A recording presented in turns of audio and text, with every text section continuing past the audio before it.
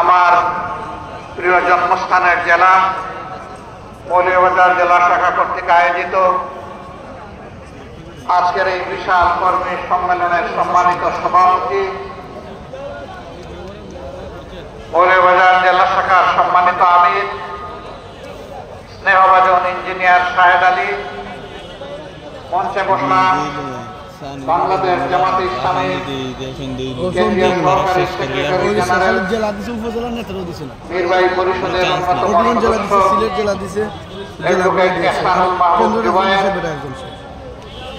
আঞ্চলিক স্থানীয় নেতৃবৃন্দ, বন্ধু সংগঠন সমূহের সম্মানিত নেতৃবৃন্দ, শহীদ পরিবারের গর্বিত সদস্যবৃন্দ,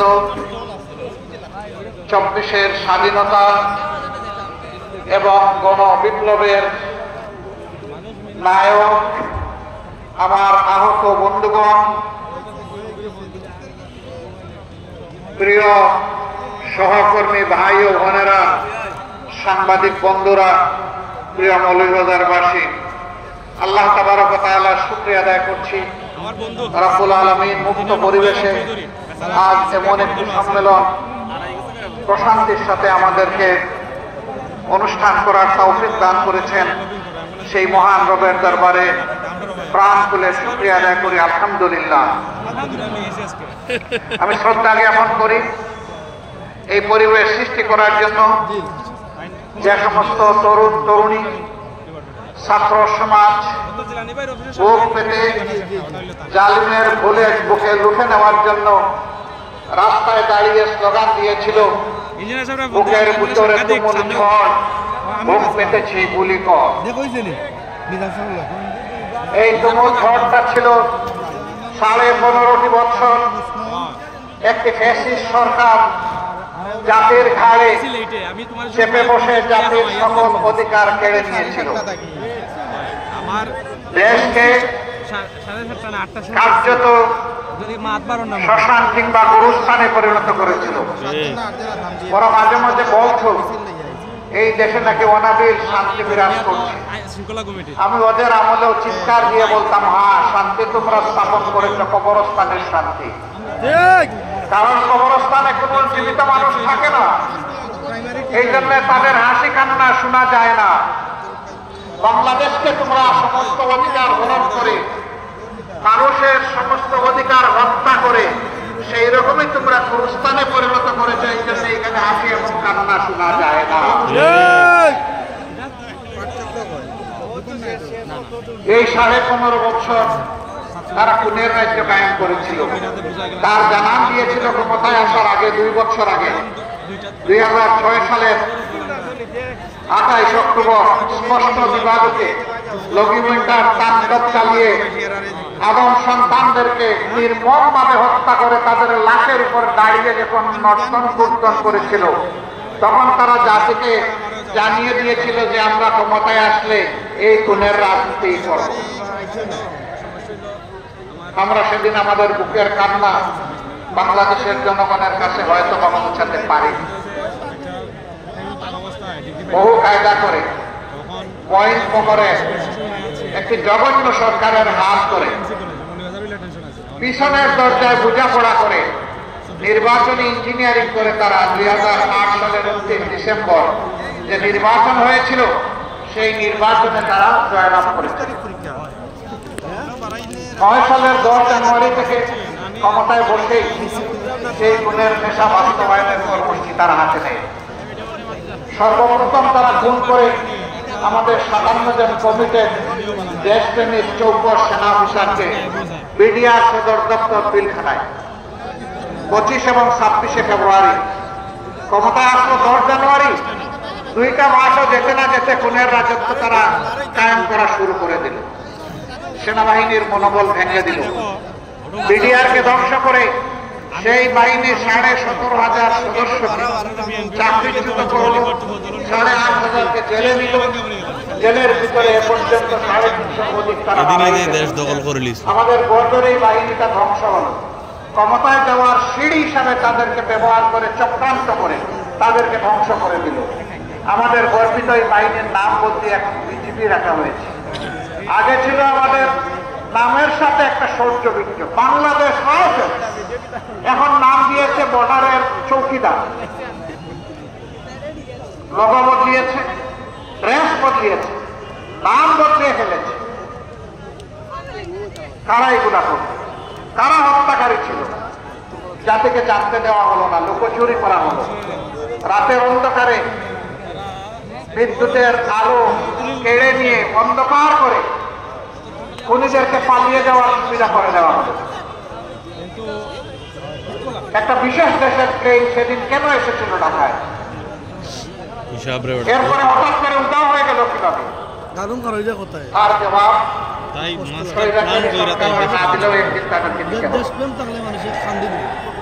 আমরা সেই হত্যাকাণ্ডের বিচার চাই। এরপরেই শুরু হলো তাদের তাণ্ডব। তাদের প্রথম লক্ষ্যবস্তু বানাইল জামাতে ইসলামী,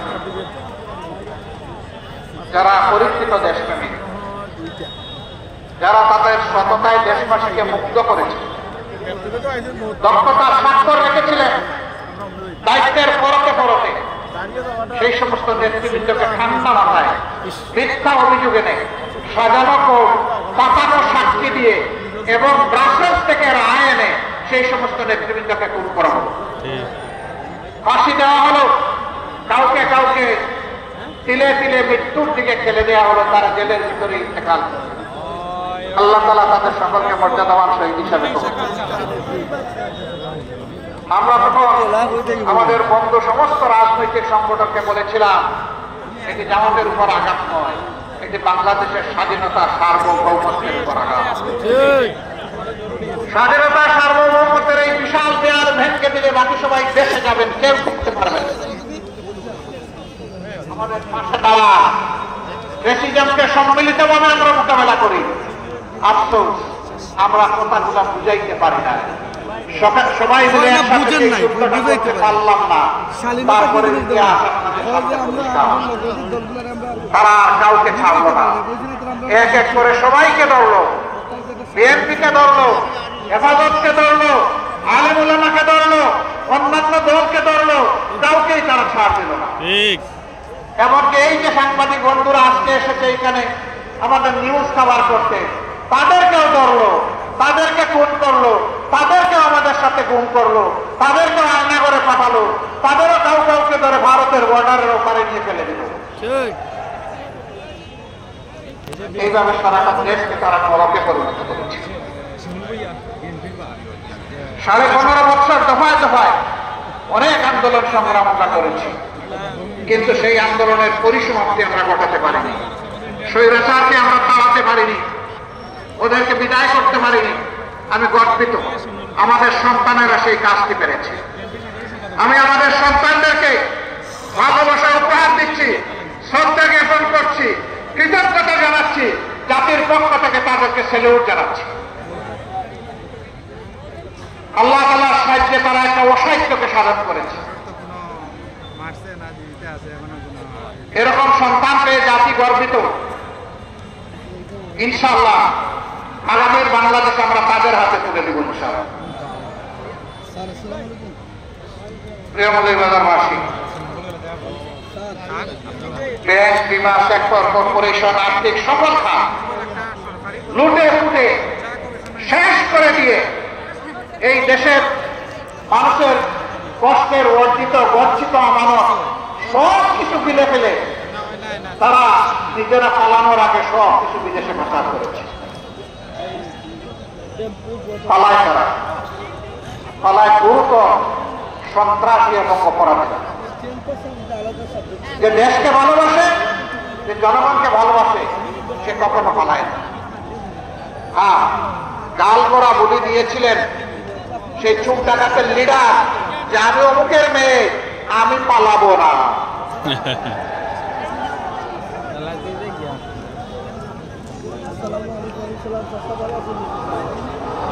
এই যে সব যুবকরা বলতেছে আমাদের বুট সে শুরু করেছিল, 3টা নির্বাচন, আর যাদের বয়স 30-32 হয়েছে তারা একটা বুটও দিতে পারে না। তাদের সমস্ত বুটকে জেনোসাইড করেছিল, গণহত্যা করেছিল, বুটের গণহত্যা। এদের নৈতিক সাহস ছিল না। দেশে থাকার, এই জন্য দেশ থেকে তারা পালিয়ে গেছে। আর পালাতে গিয়ে কারো কারো অবস্থা এমন হয়েছে, রশিদ সিলেটবাসী তাদেরকে কলা পাতায় শুয়ে দিচ্ছে। আপনারা রশিদ না বেরশিদ আমি বুঝতে পারিনি। তাকে জিজ্ঞেস করেছে আপনি কে গো? বলে যে আমি শামসুদ্দিন চৌধুরী। স্যার আপনি কি কালো মানি? আমি কালো মানি। আপনি কোথায় আছেন? সম্ভবত ভারতে আছে। কয় না গো জাদু, আপনি যেতে পারেন নাই, আপনি আটকা পড়ে গেছেন। কি দুর্ভাগ্য! সুপ্রিম কোর্টের একজন অ্যাপিলেট ডিভিশনের বিচারপতি, তিনি এতটাই দলবাজ যে লাশ লজ্জার মাথাকে তিনি ওখানে বসে রাজনৈতিক অধিকার বিচারকের চেয়ারে। আল্লাহ তাআলা ন্যায় বিচারক। আসল বিচারটা হবে আসরের দিন, কিন্তু দুনিয়ায় আল্লাহ কিছু করেন, তাইলে দুনিয়ার ভাষ সে রক্ষা হয়। তাই সামান্য একটু আমরা দেখেছি মাত্র, আসলটা আল্লাহ তাআলার জিম্মায় রয়ে গিয়েছে। এই সমস্ত পুলিশ সন্ত্রাসী সকল অপরাধী, এরা রাজনীতিবিদ নয়, এরা দুর্বৃত্ত। এই দুর্বৃত্তদের বিচার বাংলার মাটিতে করতে হবে। প্রত্যেকটা অন্যায়ের অপরাধের বিচার করতে হবে। এ ভাইয়েরা, জাতিকে এরা ৫৩টি বছর কায়দায় কৌশলে ফ্যাসিজমের মাধ্যমে বিভিন্ন ভাগে বিভক্ত করে রেখেছে। স্বাধীনতার পক্ষের শক্তি, বিপক্ষের শক্তি, মেজরিটি শক্তি, মাইনরিটি শক্তি, কতভাবে যে এরা ভাগ করেছে। কারণ একটা জাতিকে যখন টুকরা টুকরা করা যায় তখন তাদেরকে গোলাম বানানো সহজ। এরা ধরে নিয়েছিল তারা দেশের মালিক, আর আমরা সবাই ভাড়াটিয়া। হ্যাঁ, মালিকরাই দেশে আছে, ভাড়াটিয়া পালিয়ে।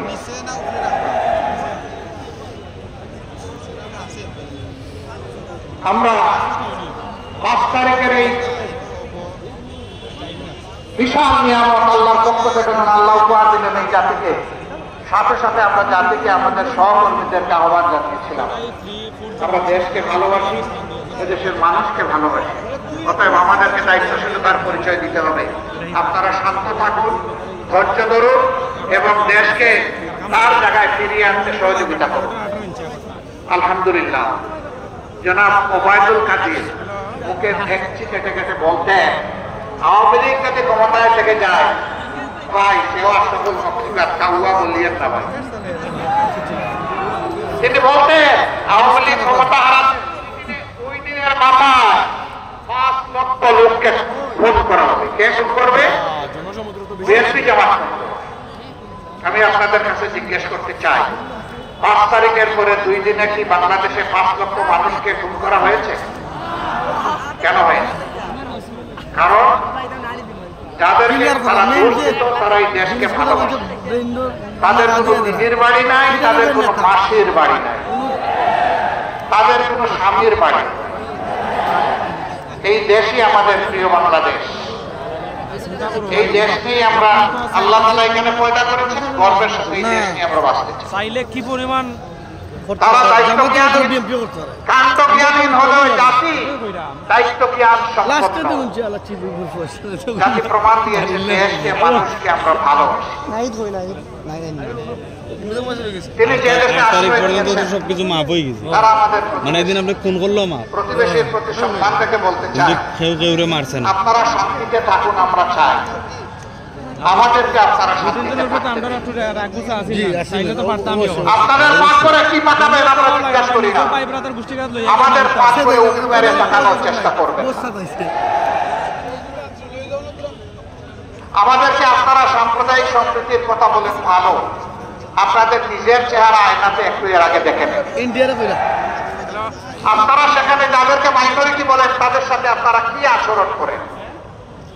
আমাদেরকে সাম্প্রদায়িক সম্প্রীতির সবক দিতে হবে না। যুগ যুগ ধরে এই দেশ সাম্প্রদায়িক সম্প্রীতির দেশ। এই দেশের মানুষ প্রমাণ দিয়েছে, সমস্ত রাজনৈতিক ধর্মীয় সংগঠন প্রমাণ দিয়েছে, আলিম উলামা প্রমাণ দিয়েছে। 5 তারিখ থেকে 4 দিন এই দেশে কোনো সরকার ছিল না, অনেক দুর্ঘটনা ঘটে যাওয়ার সম্ভাবনা ছিল। দায়িত্ব নিয়ে আমরা আমাদের ভলেন্টিয়ারদেরকে বলেছিলাম যাও মানুষের পাশে দাঁড়াও। সকল ধর্মাবলম্বীদের উপাসনালয় তার কাছে পবিত্র, তার কাছে সম্মানিত। আজকে আমাদের পক্ষ থেকে তার পাহারা বসা, বৃষ্টিতে ভিজে রোদে শুকিয়ে একটানা